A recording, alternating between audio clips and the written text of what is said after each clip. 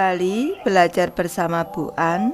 Patut kita bersyukur kepada Tuhan anak-anak, karena pada kesempatan kali ini kita bisa bertemu dalam pembelajaran ilmu pengetahuan alam dan sosial atau IPAS. Ini adalah kurikulum Merdeka 2022 untuk anak-anak ibu yang kelas 4, materi bab 1, tumbuhan sumber kehidupan di bumi. Kita akan belajar topik A, bagian tubuh tumbuhan, ada di halaman 1 sampai dengan 8. Baik, anak-anak sudah siap belajar? Ibu akan membahas. Jangan lupa berdoa sebelum belajar. Baik, sebelum membahas materinya, kita akan berkenalan dengan tokoh-tokoh yang ada dalam buku ini. Yang pertama, nama Bu Mira, asal Banjarmasin. Kedua, nama Mia, asal Yogyakarta. Ketiga, nama Aga, asal Padang. Keempat, nama Dara, asal Bali. Kelima, nama Ian, asal Ambon. Dan yang keenam, nama Banu, asal Manado. Baik, sekarang kita cermati percakapan antara Aga dan teman-temannya. Percakapan dimulai dari Aga. Kamu suka sayuran tidak? Suka, sayur, buah, kacang, pokoknya aku suka semua yang dari tumbuhan. Aku pernah baca, katanya tumbuhan juga menghasilkan udara untuk kita bernapas. Makanan pokok seperti nasi, sagu, dan singkong juga berasal dari tumbuhan. Wah, kalau begitu tumbuhan penting sekali ya buat kita semua. Baik, kita sekarang memasuki materi pembelajaran bab 1, tumbuhan sumber kehidupan di bumi. Tumbuhan berperan sebagai sumber makanan bagi manusia dan hewan. Juga berperan penting dalam ketersediaan udara yang kita hirup untuk bernapas. Bisa dibilang tumbuhan sangat penting keberadaannya di bumi. Bagaimana bisa? Yuk kita pelajari semua hal tentang tumbuhan pada bab ini. Tujuan pembelajaran kali ini yang pertama adalah mengidentifikasi bagian tubuh tumbuhan dan mendeskripsikan fungsinya. Kedua, mendeskripsikan proses fotosintesis dan mengaitkan pentingnya proses ini bagi makhluk hidup. Dan yang ketiga, membuat simulasi menggunakan bagan atau alat bantu sederhana tentang siklus hidup tumbuhan. Baik anak-anak, kita cermati percakapan antara Bu Mira dan anak-anak. Percakapan dimulai dari Ian. Wah, tanaman ini daunnya sepertinya sudah mulai kering. Ian, kalau mau memberi air pada tanaman, kita perlu memberinya melalui tanah. Kamu tahu alasannya, Mia? Karena di dalam tanah ada akar. Itu fungsinya akar. Baik, kita lanjut ke materi topik anak-anak bagian tubuh tumbuhan. Pertanyaan esensial ada 2. Yang pertama, apa saja bagian tubuh dari tumbuhan? Yang kedua, apa fungsi dari setiap bagian tubuh tumbuhan? Seperti manusia yang mempunyai tangan dan kaki, tumbuhan juga memiliki anggota tubuhnya. Setiap anggota tubuh memiliki fungsinya masing-masing yang bertujuan untuk memenuhi kebutuhan tumbuhan untuk bertahan hidup. Seperti akar yang berfungsi untuk menyerap air dari tanah. Lalu, apa saja bagian tubuh tumbuhan? Apa fungsinya masing-masing? Lanjut ke materi lakukan bersama anak-anak, mengamati fungsi batang. Alat dan bahannya yang pertama, 1 batang bunga yang berwarna putih atau seledri. Yang kedua, pewarna makanan. Yang ketiga, 1 buah gelas atau wadah untuk menyimpan bunga dan seledri. Yang keempat, stiker label untuk nama. Cara kerjanya, yang pertama, isilah gelas dengan air secukupnya. Kedua, teteskan pewarna makanan sampai air berwarna cukup pekat. Ketiga, celupkan seledri dan bunga ke dalam gelas. Keempat, tulis stiker label dengan nama kalian dan tempelkan di gelas. Yang kelima, diamkan selama 1 malam. Nanti anak-anak bisa mempraktikkan sendiri. Setelah selesai percobaan, diskusikan dan jawab pertanyaan berikut. Baik, Ibu akan membahas dimulai dari pertanyaan pertama, anak-anak. Apa yang terjadi pada seledri dan bunga? Ibu memberi alternatif jawaban. Yang pertama yaitu pada bagian daun akan berubah warna sesuai dengan warna air dalam gelas. Pertanyaan kedua, cobalah untuk memotong tangkai bagian bawah dari seledri dan bunga. Apa yang kalian amati? Alternatif jawaban untuk pertanyaan kedua, pada bagian dalam batang terdapat air yang berwarna. Hal ini membuktikan bahwa air naik ke daun melalui batang. Pertanyaan ketiga, bagian tumbuhan apa yang kita amati pada percobaan ini? Jawabannya adalah bagian batang. Yang keempat, apa kira-kira fungsi dari bagian tubuh tumbuhan tersebut?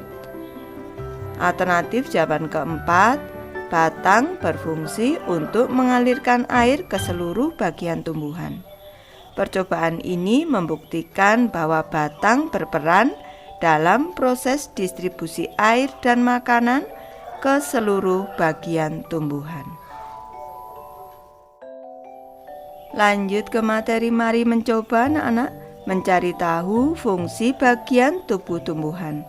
Yang pertama, carilah informasi yang sudah disebar guru kalian mengenai bagian tubuh tumbuhan dan fungsinya.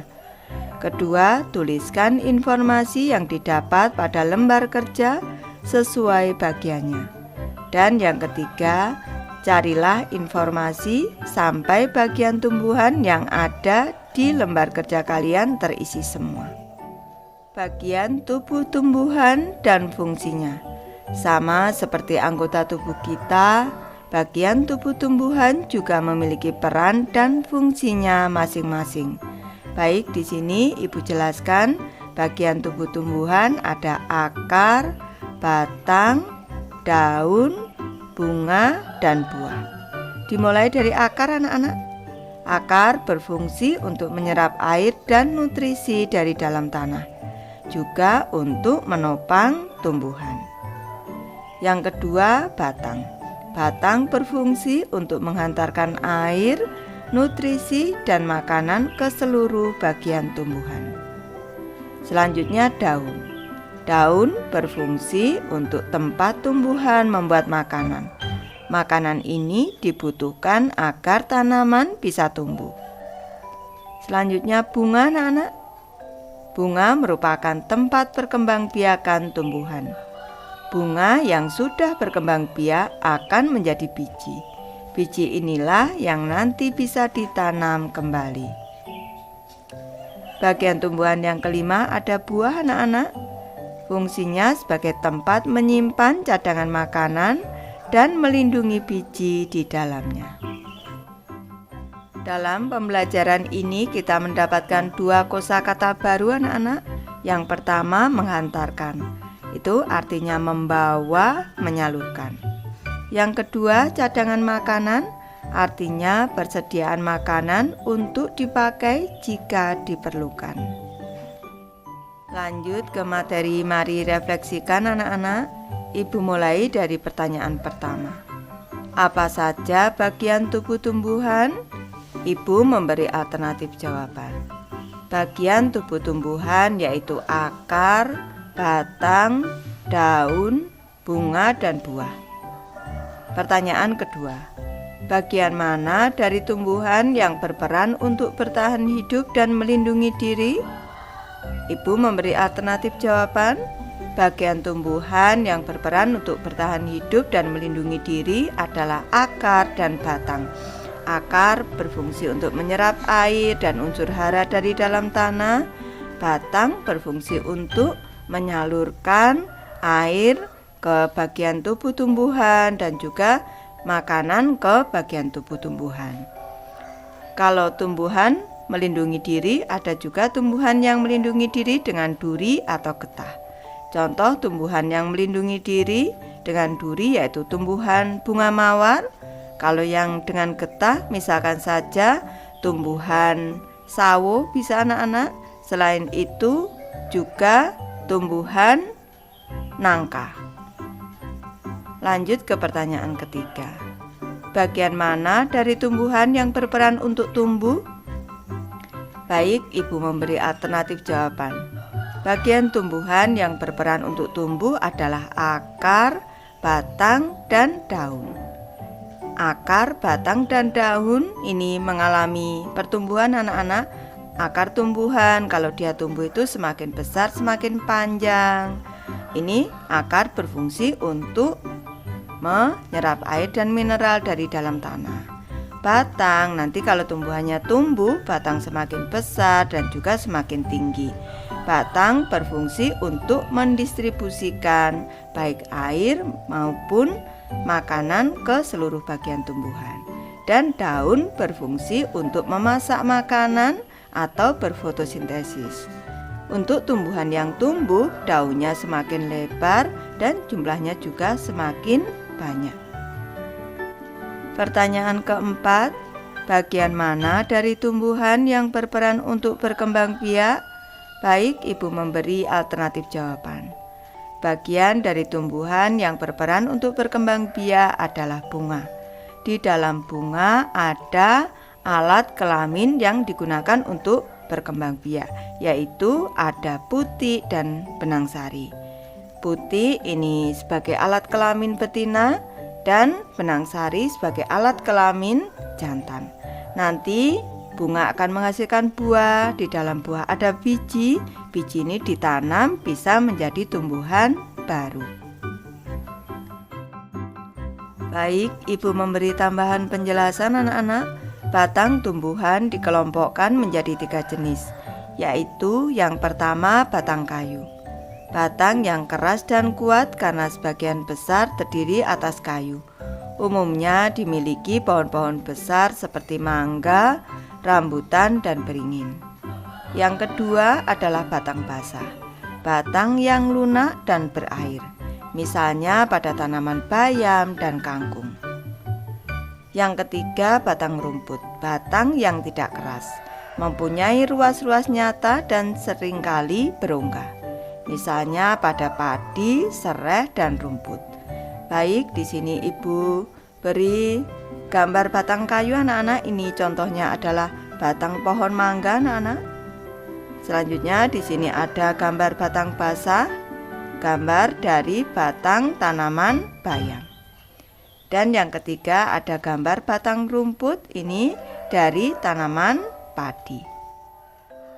Lanjut ke materi belajar lebih lanjut, mengenal akar lebih jauh. Akar adalah bagian yang penting bagi tumbuhan. Jika akar dipotong, maka tumbuhan tidak bisa mengambil nutrisi dari dalam tanah dan akan mati. Ada 2 jenis akar pada tumbuhan, yaitu akar serabut dan akar tunggang. Kalian bisa melihat perbedaannya? Lanjut kita cermati pada gambar akar tunggang dan akar serabut ini anak-anak. Pada akar tunggang di sini terdapat akar utama yang sangat besar di sini. Ini. Selanjutnya dari akar utama ini ada akar-akar cabang. Di sini kalau kita cermati. Selanjutnya pada akar serabut, semua dari pangkalnya di sini dari pangkal batang, semua ini akar cabang anak-anak. Ini. Jadi kalau akar tunggang ini memiliki akar utama, kalau akar serabut tidak memiliki akar utama. Ibu beri penjelasan akar tunggang memiliki akar utama dari pangkal batang. Pada akar utama tumbuh akar cabang yang ukurannya lebih kecil. Contoh tumbuhan yang memiliki akar tunggang yaitu tumbuhan mangga, jambu, dan rambutan. Selanjutnya akar serabut. Dari pangkal batang terbagi menjadi akar-akar cabang yang ukurannya lebih kecil. Contoh tumbuhan yang mempunyai akar serabut adalah tumbuhan padi, jagung, dan tebu. Akar juga bisa menjadi tempat menyimpan cadangan makanan bagi tumbuhan seperti wortel. Tanaman wortel memiliki jenis akar tunggang. Tanaman ini menyimpan cadangan makanannya di dalam akar. Jadi jika kalian memakan wortel, sebenarnya kalian memakan akar loh. Kita cermati pertumbuhan pada tanaman wortel. Dari kecil ini tumbuh akar tunggang anak-anak, dan akar tunggang ini kalau sudah besar ini 75 hari anak-anak menjadi sayuran wortel yang biasa kita makan. Lalu, bagaimana jika cadangan makanan disimpan di akar serabut? Jadinya akan seperti tanaman singkong. Setiap akar cabang pada akar serabut akan tumbuh besar menjadi singkong. Bisakah kalian melihat perbedaannya dengan wortel? Kalau wortel tadi akar tunggang, kalau singkong akar serabut. Cadangan makanan yang tersimpan dan membesar ini bisa kita sebut sebagai umbi. Wortel dan singkong adalah contoh umbi akar. Kentang dan ubi jalar adalah contoh umbi batang. Jika di sekitar kalian ada tanaman-tanaman ini, cobalah amati agar lebih jelas. Lanjut, kita belajar manfaat bagian tumbuhan bagi manusia. Yang pertama, tumbuhan sebagai sumber bahan pangan.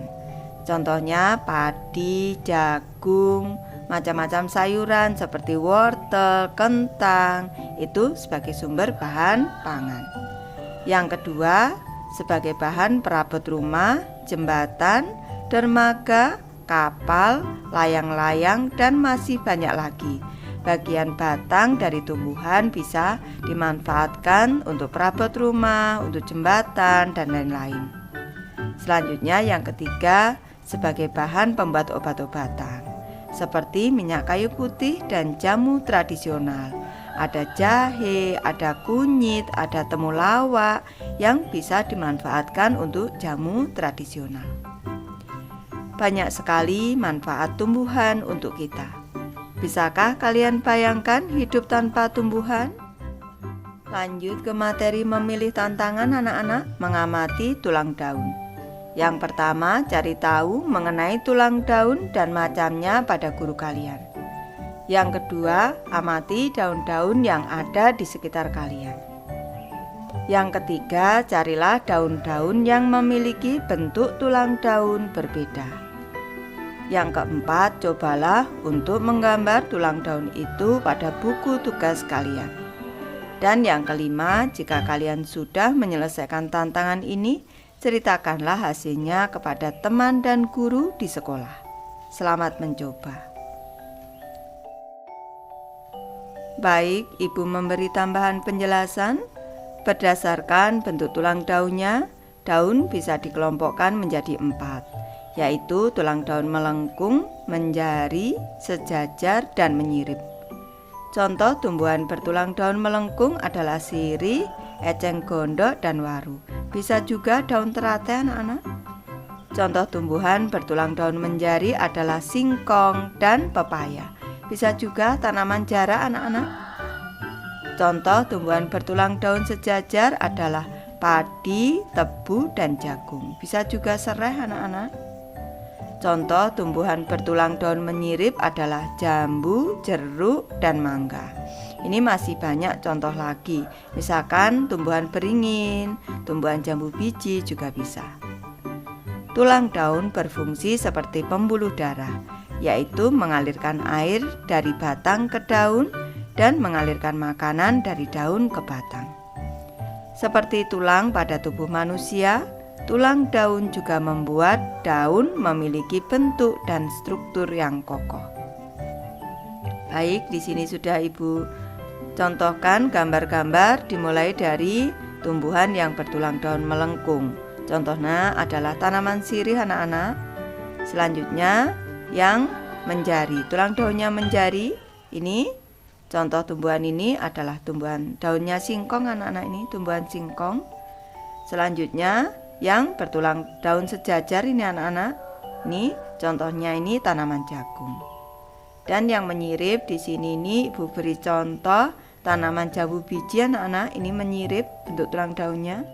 Apa yang sudah aku pelajari? Yang pertama, tumbuhan mempunyai bagian tubuh yang berfungsi untuk membantu pertumbuhan, melindungi diri, dan berkembang biak. Kedua, umumnya hampir semua tumbuhan memiliki akar. Fungsinya untuk menyerap air dari dalam tanah dan menahan tumbuhan tertanam kuat di tanah. Yang kedua atau yang B anak-anak, batang. Fungsinya untuk menyalurkan air dan makanan ke seluruh bagian tubuh tumbuhan. Batang juga membuat tumbuhan dapat berdiri kokoh. Yang C, daun, sebagai tempat menghasilkan makanan. Ketiga, bunga berfungsi sebagai alat perkembangbiakan tumbuhan. Dan yang keempat, buah merupakan hasil perkembangbiakan tumbuhan. Pada buah terdapat biji yang diselimuti daging. Baik, Ibu sudah selesai membahas materi ini. Terima kasih anak-anak sudah menonton. Semoga ini bermanfaat membantu anak-anak belajar. Terima kasih.